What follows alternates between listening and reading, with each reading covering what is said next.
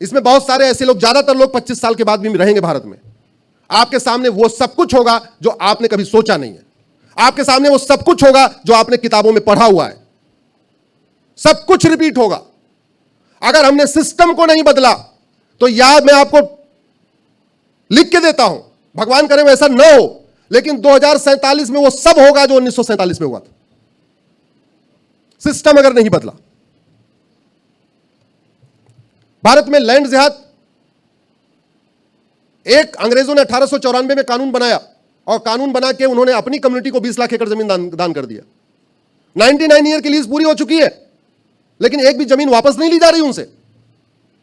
फिर जिन्ना ने 1913 में कानून बनवाया, वक्फ एक्ट, वो चला 1953 तक। 1954 में नेहरू जी ने दूसरा कानून बनाया, फिर उसके बाद इंदिरा ने मजबूत किया, मनमोहन सिंह ने उसको चेंज किया, नरसिम्हा राव ने चेंज किया। दूसरी कम्युनिटी 40 लाख एकड़ जमीन लेके बैठी हुई है। एक कम्युनिटी 20 लाख एकड़ और दूसरी कम्युनिटी 40 लाख एकड़। जमीन पे कब्जा हो गया तो जमीन तो फिक्स एसेट है ना। अगर उसको वापस नहीं लेंगे, उसकी ऑडिट नहीं होगी, तो फिर बात कैसे बनेगी? बनाना पड़ेगा। इसलिए मैं कहता हूं, लिखना शुरू करिए। आप क्या होना चाहिए ये आपके मन में नहीं होना चाहिए, बल्कि आपके हाथ से लिखा हुआ होना चाहिए। कम से कम ज्यादा लोग नहीं पढ़ेंगे। अरे आपके वो 4-5 फेसबुक फ्रेंड तो पढ़ेंगे। अपने नाम के हिसाब से लोगों को जोड़िए, जाति के हिसाब से नहीं। आप राम है, 5,000 राम को जोड़ लीजिए। आप श्याम है, 5,000 श्याम को जोड़िए। आप विभा है, 5,000 विभा को जोड़िए। आप मानसी हैं, 5,000 मानसी को जोड़िए। आप महेंद्र हैं, 5,000 महेंद्र को जोड़िए। उसका फायदा ये होगा, आप हिंदू जैन बौद्ध सिख को जोड़ लेंगे, आप पूरब से पश्चिम तक सबको जोड़ लेंगे, अगड़े पिछड़े को भी जोड़ लेंगे। नाम तो कॉमन होता है ना, कास्ट तो एक ही होती है। तुरकिया तो केवल तुरकिया ही होंगे, लेकिन महेंद्र तो ब्राह्मण भी होंगे, क्षत्रिय भी होंगे, वैश्य भी होंगे, दलित भी होंगे। तुरकिया तो केवल तुरकिया होगी, मानसी जो है वो जैन भी होगी, बौद्ध भी होगी, सिख भी होगी, हिंदू भी होगी, अगड़ी भी होगी, पिछड़ी भी होगी, बंगालियन भी होगी, गुजराती भी होगी। अपने नाम के लोगों से जोड़िए, अपने नाम के लोगों को फेसबुक फ्रेंड बनाइए। उससे लोगों को पता चलेगा कि क्या चल रहा है। दुनिया में सबसे ज्यादा ड्रग की सप्लाई भारत में हो रही है, और इस ड्रग के कारण नपुंसकता बढ़ रही है और बाजपन बढ़ रहा है। बड़े प्लान्ड वे में किसी देश को बर्बाद करने का सबसे बढ़िया तरीका होता है उसकी यंग जनरेशन को बर्बाद कर दो। तो यंग जनरेशन को जितना बाहर वाले ड्रग दे के बर्बाद कर रहे हैं, उतना हमारे बॉलीवुड वालों ने भी कर दिया। इतनी फुहड़ता फैलाई, इतनी अश्लीलता फैलाई, सीरियल के माध्यम से, ओटीटी के माध्यम से, वेब सीरीज के माध्यम से नग्नता फैलाई कि यंग जनरेशन उधर कुछ ड्रग में डूब गए, कुछ पॉर्न में डूब गए, और ड्रग और पॉर्न पूरी जनरेशन को हमारे बर्बाद करता चला जा रहा है। कानून घटिया है, कानून का खौफ नहीं है, इसलिए 6 करोड़ घुसपैठिए भारत में आके बैठे हुए। आपके मुंबई में जब मैंने 2017 में पीएल फाइल किया था, तब अलग अलग आंकड़े दिए थे, राज्यवार दिए थे, तब 5 करोड़ थे टोटल। आपके पूरे मुंबई की डेमोग्राफी बदल गई है। आपके मुंबई के रेलवे ट्रैक के किनारे किनारे, समुद्र के किनारे किनारे, आज मैं भी धारावी से होकर आ रहा था। धारावी में 80 के दशक में धारावी का जो रेशियो था वो 80-20 का था, अभी 20-80 हो चुका है। पूरी धारावी की डेमोग्राफी बदल गई। पहले 80-20 था धारावी, अभी 20-80 हो गया। यह हुआ है मूल कारण, घुसपैठ, धर्मांतरण, जनसंख्या विस्फोट। अब सवाल यह है, समस्याएं तो बहुत है, लगातार समस्या बताता रहूंगा, तो ये होगा फिर मूल कारण है, समाधान क्या है, यहां से टेक अवे क्या है। हमारे पूर्वज एक बात कहते थे, हम लोग भी कहते हैं, न रहेगा बांस, जोर से बोलिए जरा, मतलब बांस को खत्म कर दे तो बांसुरी अपने आप खत्म हो जाएगी। हो जाएगी नहीं हो जाएगी? हो जाएगी। जो मथुरा में 23 बेटियों को उसने ट्रैप किया है, उसको 23 लाख बैंक में नहीं आया है, कैश में आया है। और यह कड़वी सच्चाई है, लब जिहाद की पूरी फंडिंग कैश में होती है। जो भाषा के आधार पे हमें ये सफेद पोस्ट बांटते हैं, किस लिए बांटते हैं? जोर से बोलिए जरा। सत्ता के लिए।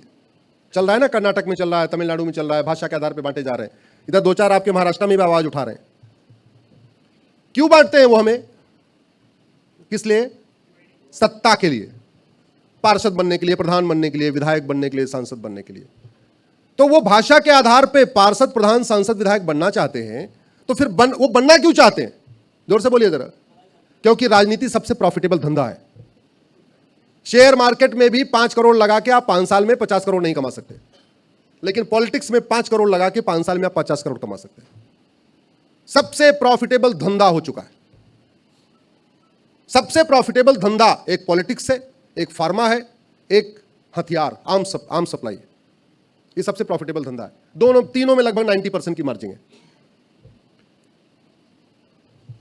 भाषावादियों की फंडिंग कैश में, जोर से बोलिए मेरे साथ, भाषावादियों की फंडिंग, क्षेत्रवादियों की फंडिंग, अलगाववादियों की फंडिंग, आतंकवादियों की फंडिंग, अरे भाई थोड़ा और जोर से बोलो, माओवादियों की फंडिंग, नक्सलियों की फंडिंग, लब जिहादियों की फंडिंग, लैंड जिहाद की फंडिंग, ड्रग का कारोबार, हुक्का बार, डांस बार, सट्टा बार, किडनैपिंग कारोबार, भाड़े पे हत्या, घुसपैठ जिहाद, हलाल सर्टिफिकेशन, घुसपैठियों का आधार, घुसपैठियों का राशन कार्ड, घुसपैठियों का बर्थ सर्टिफिकेट, घुसपैठियों का ड्राइविंग लाइसेंस, घुसपैठियों की वोटर आईडी, जमातियों की फंडिंग, मिशनरियों की फंडिंग, जिहादियों की फंडिंग, थाने का भ्रष्टाचार, तहसील का भ्रष्टाचार, कचहरी का भ्रष्टाचार, हवलदार थानेदार, पेशकार तहसीलदार, फर्जी पट्टा, फर्जी रजिस्ट्रार, लेखपाल पटवारी, जासूसी गद्दारी, पत्रकारों की फंडिंग, यूट्यूबरों की फंडिंग, गौ तस्करों की फंडिंग, मानव तस्करी, नशा तस्करी। और हमारे पूर्वज क्या कहते थे, जोर से बोलिए जरा, न रहेगा बांस। यानी अगर हम कैश का कारोबार खत्म कर दें तो ये सारे अपराध कम से कम 50% खत्म हो जाएंगे, नहीं होता है? जोर से बोलिए जरा।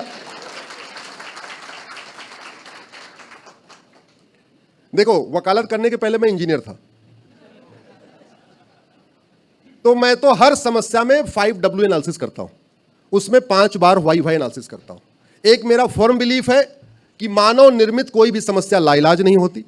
दूसरा मेरा फर्म बिलीफ है, मानव निर्मित किसी भी समस्या का समाधान करने वाले ऊपर वाले नहीं आएंगे, वो हमें ही करना पड़ेगा। और हम ऊपर वाले की समस्या से परेशान नहीं है, हम किससे परेशान है? नीचे वाले की। भाई राम मंदिर तोड़ा जा रहा था, भगवान श्री राम तो नहीं आए ना। सोमनाथ तोड़ा गया, भगवान शंकर तो नहीं आए ना। हम लड़े होते तो हमारा मंदिर बच गया होता। लड़े भी, हालांकि लड़े भी थे, बहुत लोग उसमें बलिदान भी हुआ था।